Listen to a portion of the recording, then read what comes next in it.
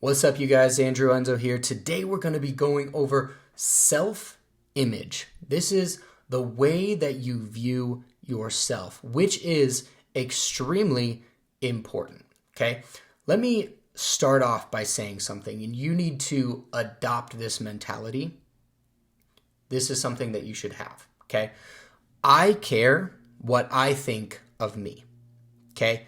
You should care what you think of yourself. And we're going to get into this a little bit, but first and foremost, before I care what anybody else thinks about me, I am concerned with how I care and how I think about myself. Okay? Because we have to live in alignment with this thing. Okay? We have to live in alignment with ourself. And when we live in alignment with who we want to be, who we like, and we like our self-image, we like who we are, new horizons, new possibilities, your mind expands, everything expands, your confidence, your self-image, everything gets better. Okay? So, quick little story. I have a friend, if you're watching this, buddy, I'm calling you out here, no names obviously, but I have a friend who has thought about starting a YouTube channel for himself, for his business, to increase everything that he does. And he's like, I should start a YouTube channel. I want to start a YouTube channel. But he hasn't yet because he thinks that his English is bad, right? English is not his first language. In my opinion, his English is great. I think he speaks very well. In his opinion, in his self-image, he doesn't speak English well enough, and for whatever reason, I haven't talked to him about it, whether it's fear of judgment, whether he feels that he needs to have perfect English, which would be like a perfectionism type of issue. Whatever the reason is, only because of the way he sees himself, he has not started this thing that he wants to start. Okay? This is an issue with the self-image because, again, from my perspective and from lots of other people's perspective, guarantee it. In fact, I've talked with other people about this. He speaks great. He speaks perfectly fine. Okay, so the only issue is the way that he sees it, the way that he perceives his English to be. Okay, and it's the same thing with everything. It's the same thing with how we see ourselves physically, our bodies, how we see our minds, how we see our intelligence, how we see our spirit. Okay? So all of these things come into play with the self-image. And when we can get them in alignment, which I'm going to go over in a minute, this is when we begin to have massive increases in confidence, when we have massive increases in self-esteem, when we know who we are, when we understand our values, and we live in alignment. Again, there's that word alignment. When we live in alignment with those things that we believe and we perceive to be important, we become someone that we admire. We become someone that we can be proud of. Okay? So here's what I typically will think of. If I'm trying to increase something, I will think of what would I admire in someone else? Because a lot of the times it's helpful to detach ourselves from ourselves because we tend to limit ourselves. We tend to cap ourselves. So if I think of someone else, and if you think of someone else, what do I admire in them? Or what would I admire in this person? What character traits, what values do they hold that I like, that I admire, that I find admirable? Let's say it's extreme confidence. Let's say they can communicate really well. Let's say that they're well educated. Whatever it is that you find in someone that you like, that you admire, that you look up to. Okay, someone that's an example to you maybe. All you now have to do, identify those things. What are they? Now you adopt those and become that way. And now you yourself can become someone that you admire. Yes, it's going to take some work. Yes, it's going to take some time. Yes, it will take effort and dedication and discipline and resilience. It will take all of those things, but anything worth having is going to be difficult to get. Otherwise, everybody would have it and it wouldn't even be admirable. Okay? So that's the way that works. So let's break this down step by step, right? First thing that you need to do is identify. And that's what I just went over. Identify what are the things that would make you have a more positive self-image.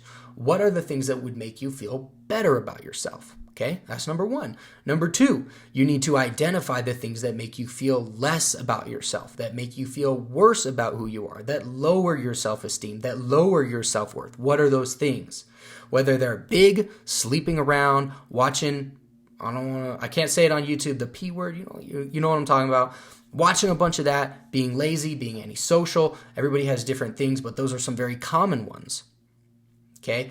Those lower our sense of self-worth. Those lower how we think about ourselves because we want to be a different way. And there's a side of us, something inside of us telling us that we need to be better, telling us that we need to get out of our comfort zone, telling us that we need to work on this or that. You know what they are intrinsically. Okay, and I have to be kind of broad here because everybody has different values, everybody has different experiences, everybody's at a different point and working on different things, and that's fine. But you need to identify, one, the things that you find admirable, two, the things that you find, anti-admirable? I don't know what the word is, but the opposite of that, the things that make you feel less about who you are and see yourself as more worthless. See yourself as lowering your self-worth. Even if it's something simple like scrolling on your phone all day. Maybe you don't pay enough attention to your kids. Maybe you don't give your wife the attention that she needs or your girlfriend or whatever. So identify those things and then you need to begin eliminating those. Okay, very simple. We start doing more of the things that make us think better about ourselves after we identify them, and we do less of the things that make us think less about ourselves after we identify them. Okay, this is where habits come in. This is where new ways of thinking, new mindsets, which is something that I teach and talk a lot about, because the way that you think will literally reprogram your mind. This is neuroplasticity. Your mind will physically change. And then there's, of course, the mind-body connection, right? And this is, I can go on tangents all day long about this stuff, so we don't need to get into it too much in this video, but understand that changing the way that you think, changing the habits that you have, changing the actions that you take, and changing the belief systems that you carry, because some of them are false beliefs, many of them are limiting beliefs, and you need to change those out with empowering belief systems, okay? This is, maybe you think something is good for you, but it actually is causing you a lot of harm. Change that belief system. Start believing that it is causing you a lot of harm. Again, that's kind of for another video. I don't need to go into that in this one. I think I've already done one on that. We'll do another one. We'll do another one on it. It's all good. It's all good. We got forever to talk about this stuff. Just keep staying on, watching all these videos. You're going to learn a lot. So, again, those are kind of the two main things. And then you need to build habits. So, once we've identified the things that will make us feel better about ourselves. I think there's a lawnmower going on outside. I don't know. Hopefully, I don't know if you can hear it or not. Either way. Once we've identified the things that make you feel good about yourself, you can break that down. So let's say, for example, we want to be better at communication. Okay? You can start doing research, you can start learning about things, and then you can begin to implement them. And you come up with goals. I'm going to talk to X amount of people. I'm going to start implementing this type of speech pattern into my day-to-day conversations. I'm going to start listening better, which is a part of communication. You need to listen and understand and not just hear what people are saying, but really, truly listen with intention, with intent, with purpose to understand what they're saying. Okay, this is the other half of communication, not just speaking, not just the way that you speak. So, and then we implement those things and we create a habit out of those things. And you can even go a little bit further than the goal of, I'm going to talk to this many people, I'm going to listen to this many people, or understand this many people and really hear and listen and understand what they're trying to say. On let's say that's like a weekly or monthly basis, we break that down into from goals to commitments. What are the actionable items that I can do on a day-to-day basis every single day to ensure that I'm taking action on this goal? Okay? So I have a goal of getting better at communication. That's very broad. It is non-specific and there's no measurable amount to that. Okay, now I have a goal of talking to this many people in a month. So now we break that down. That's an actionable item. I want to talk to 30 people in a month. Easy. I'm going to approach and talk to and have a conversation with a random person, one person, every single day. Now it's broken down into a daily action because consistency will win out over time, okay, versus volume. Talking to one person every single day for 30 days consistently without fail will always reap better reward than waiting till the 30th day and talking to 30 people in volume on the last day. It will always be better. The consistency, because it allows you to process the information that you're getting the feedback that you're getting, you get to sleep on it, and then you get to try again and recalibrate the next day. And now you are truly learning. Now you're truly understanding the things that are going on.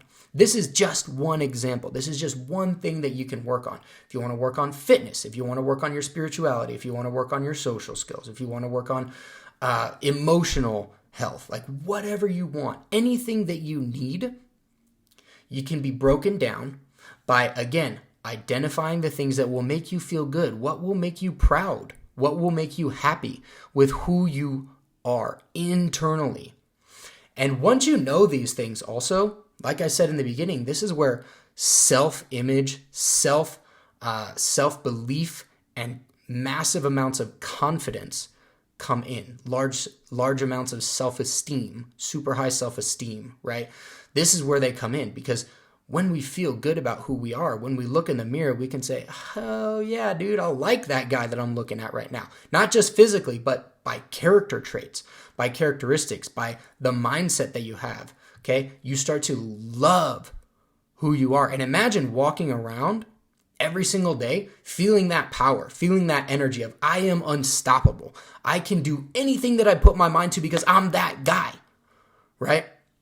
This is what I try to teach people. This is what I'm trying to get into your head.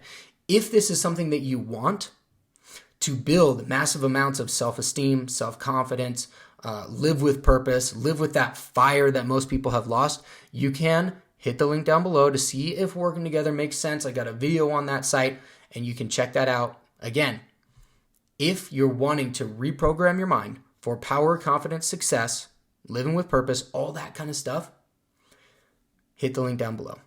I hope that you've learned something here. Okay? Again, just to recap, things that make you feel better about yourself, things that make you feel worse about yourself, stop doing those, okay? Start doing things that make you feel better, stop doing things that make you feel worse, and start taking action on them consistently over time. And you will become that person. You will become that guy that you want to be, all right? I will catch you on the next video.